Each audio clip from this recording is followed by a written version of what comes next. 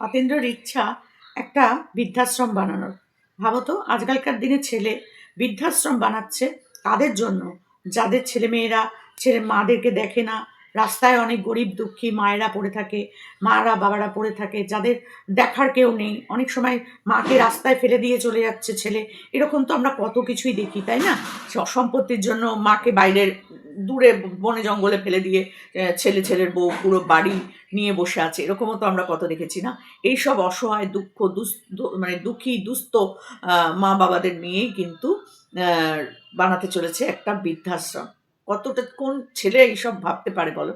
হ্যাঁ, পারে। অতীন্দ্রর মতন একটা ছেলে এই জিনিসগুলো ভাবতে পারে। আর যাকে সঙ্গে নিয়ে ওই ভাবনা চিন্তাটা করছে, সে হচ্ছে আমাদের রিয়া, যার সাথে তার সদ্য বিয়ে। আর বিয়ে বলেই কিন্তু অতীন্দ্র খুব খুশি। তো চলো, আজকে চলে এসেছি অতীন্দ্রকে নিয়েই তোমাদের সাথে কিছু কথা বলতে। চলো মেইন কোর্সে যাই। কেমন আছো বলো সবাই? আশা করি সকলেই ভালো আছো। আমিও ভালো আছি। আজকে একদম অন্য একজনকে নিয়ে তোমাদের সাথে কথা বলতে চলে এসেছি। কে বলো তো? সবাই চেনো, আমাদের অতীন্দ্রকে নিয়ে কথা বলতে চলে এসেছি। হ্যাঁ, সোশ্যাল ওয়ার্কার অতীন্দ্র, যে প্রত্যেকটা অসহায় মানুষের পাশে দাঁড়ায়। ছোট ছোট পথ শিশু যারা মানে বাবা মরে গেছে, মা মরে গেছে, এরকম বাচ্চারা যারা পড়াশোনা করতে পারে না, তাদের পড়াশোনার জন্য অর্থ সাহায্য করে, স্কুলে ভর্তি করে দেয়। মানে একদম সোশ্যাল ওয়ার্কার। তার সাথে সাথে সে আরও একটা কারণে বিখ্যাত, আমাদের রানু মণ্ডল, যে ওই পথ মানে পথে মানে স্টেশনে বসে বসে গান গাইতো।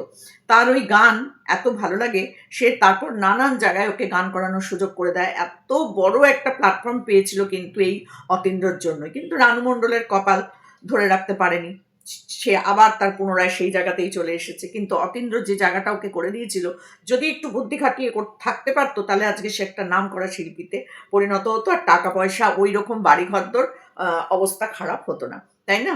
তার সাথে সাথে সে অনেক মানুষের সাহায্য করেছে।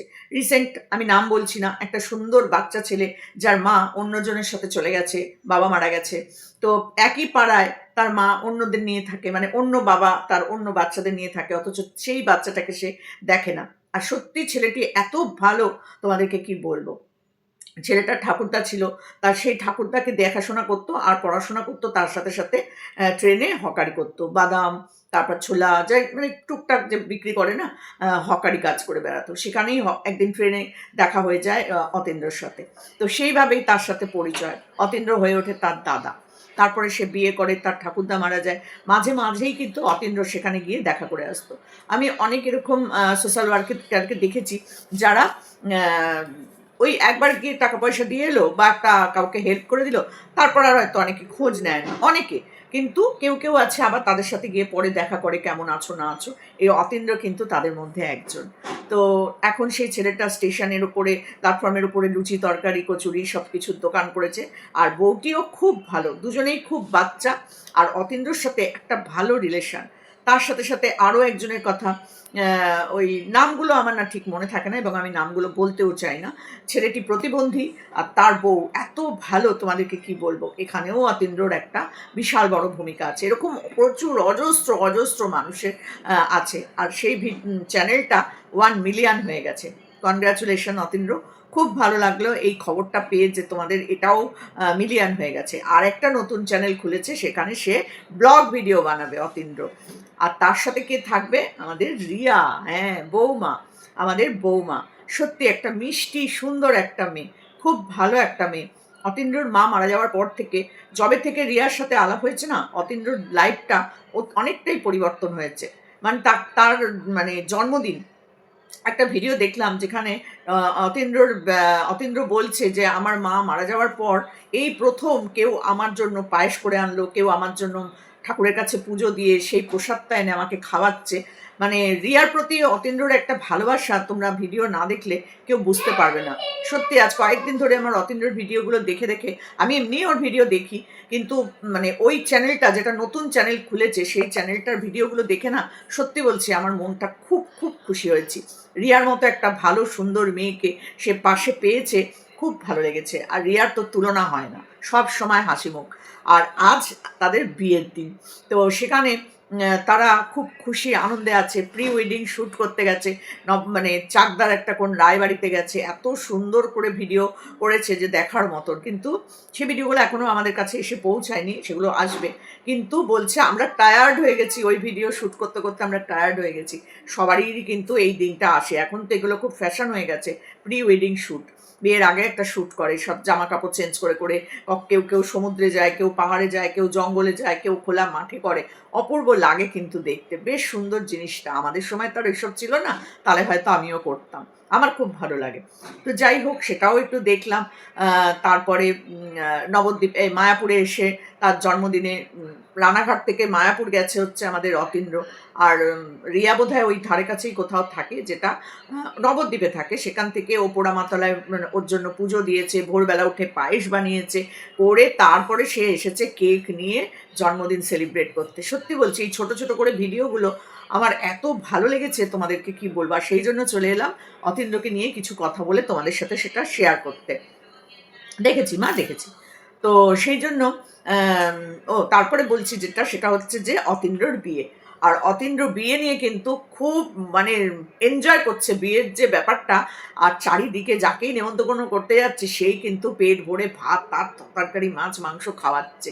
আর এই খেতে খেতে কিন্তু অতীন্দ্র আর রিয়ার দুজনেরই কিন্তু পেটের প্রবলেম। যাই হোক, আর সবার বাড়িতে যাচ্ছে নেমন্তন্ন করতে, যাদের সাথে একটা ভালো রিলেশন তৈরি হয়ে গেছে অতীন্দ্রর। তাই না? সত্যি অতীন্দ্রর মতো মানুষজন, এইরকম ছেলে যেন সবার ঘরে ঘরে জন্মায়। রোহন, লিসান, তার সাথে সাথে অতীন্দ্র, বাপ্পা, তারপরে হচ্ছে আরও যারা আছে, ফিরোজ, এরকম অনেক যারা মানে অসহায় মানুষের পাশে দাঁড়ায়। আমার তাদের ভিডিও দেখতে এত ভালো লাগে, কি বলবো। এতদিন তো আমি রোহন লিসানকে নিয়ে ভিডিও করেই যাচ্ছি, তোমরা দেখেছো।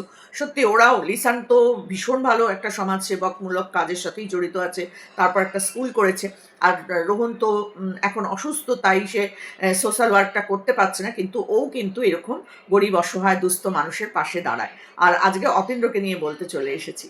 অতীন্দ্রর বিয়ে, আমি চাই অতীন্দ্রর বিয়েটা খুব ভালো করে মানে জাঁকজমক করে হোক। যদিও সেই ভিডিওগুলোর জন্য অপেক্ষা করছি, নিশ্চয়ই পাবো সেই ভিডিওগুলো।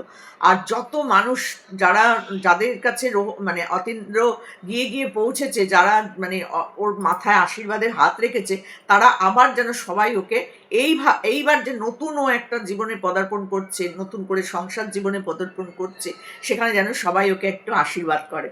একটা ভালো মানুষের পাশে অবশ্যই যেন ভগবান তার পাশে এসে দাঁড়ায়। আমি চাই সবার পাশেই ভগবান দাঁড়াক, কিন্তু যারা সত্যি করেই ভগবানের রূপ নিয়ে মানুষের কাছে এসে পৌঁছায় না, তাদের মানে যেন কোনোদিন কোনো কষ্ট না হয়, আমি এটা চাই। একটা এমন এমন ভিডিও দেখেছি যেখানে সত্যি চোখ দিয়ে জল পড়ছে, এমন এমন ভিডিও অতীন্দ্রর দেখেছি। বাড়ি ঘরদোর ভেঙে পড়েছে, কারোর দুটো মেয়ে অসুস্থ।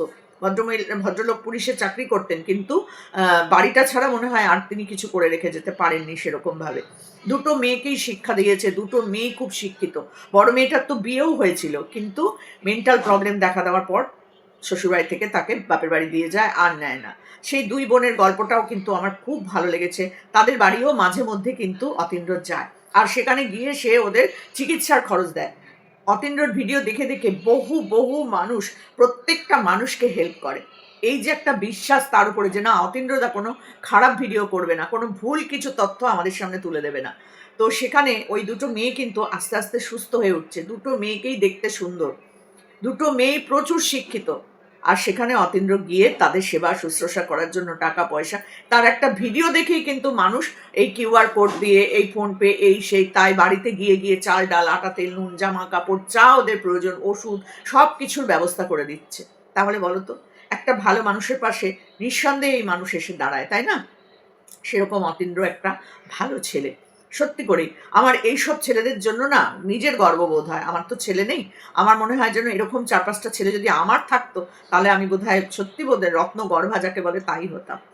এরকম ছেলে পাওয়া মুখের কথা নয়, মুখের কথা নয়।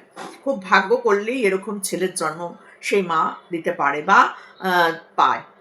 আর অতীন্দ্র রিয়াকে পেয়ে যে কি খুশি, সেটা প্রত্যেক কটা ভিডিও, যে নতুন চ্যানেলটা করেছে সেই চ্যানেলটা দেখলেই, রিয়া তুমি বলো, রিয়া তুমি বলো, রিয়াকে কথা দিয়েছি ওখানে যাব না, রিয়া বলেছে চলে আসতে, আমি চলে এসেছি। আর দুজনে যখন সাদা লাল ড্রেস পরে বিয়ের প্রি ওয়েডিং শ্যুট করছে না, অতীন্দ্রকে এত সুন্দর, রিয়াকে তো সুন্দর লাগছে, অতীন্দ্রকে এত সুন্দর লাগছে তোমাদেরকে কি বলবো। তোমরাও পারলে পরে অতীন্দ্রর নতুন চ্যানেলটা দেখবে, খুব সুন্দর, ভীষণ সুন্দর। আর ওই চ্যানেলটাও মিলিয়নের হয়ে গেছে, সেটাও খুব ভালো লেগেছে। এবার থেকে অতীন্দ্রর ভিডিও নিয়ে আমি আসবো তোমাদের কাছে, আমার মনের কথাগুলো জানাতে। যেমন রোহন লিসানকে নিয়ে আমি ভিডিও করি, ঠিক সেরকমভাবেই আসবো অতীন্দ্রর ভিডিও নিয়ে। তোমরা কি চাও? যদি চাও তাহলে কমেন্ট বক্সে অবশ্যই জানিও যে হ্যাঁ দিদি, আমরাও দেখতে চাই। তো চলো, আজকের ভিডিওটা বড় করব না, খুব ছোটোর মধ্যেই করলাম। অতীন্দ্রকে অনেক অনেক আশীর্বাদ করি, আর ওর বিবাহিত জীবন যেন খুব ভালো হয়। রিয়াকেও অনেক অনেক আশীর্বাদ করলাম, দুটো সুন্দর ছোট ছোট বাচ্চা ছেলে মেয়ে তাদের নতুন জীবনে পদার্পণ করছে, আমি খুব খুশি। আর তার সাথে অনেক অনেক আশীর্বাদ রইল অতীন্দ্রর জন্য। তো চলো, আজকে ভিডিওটা এখানেই শেষ করলাম। ভালো লাগলে অবশ্যই কমেন্ট বক্সে আমাকে জানিও যে তোমাদের অতীন্দ্রকে নিয়ে ভিডিও পছন্দ কি পছন্দ নয়। তো চলো, টাটা।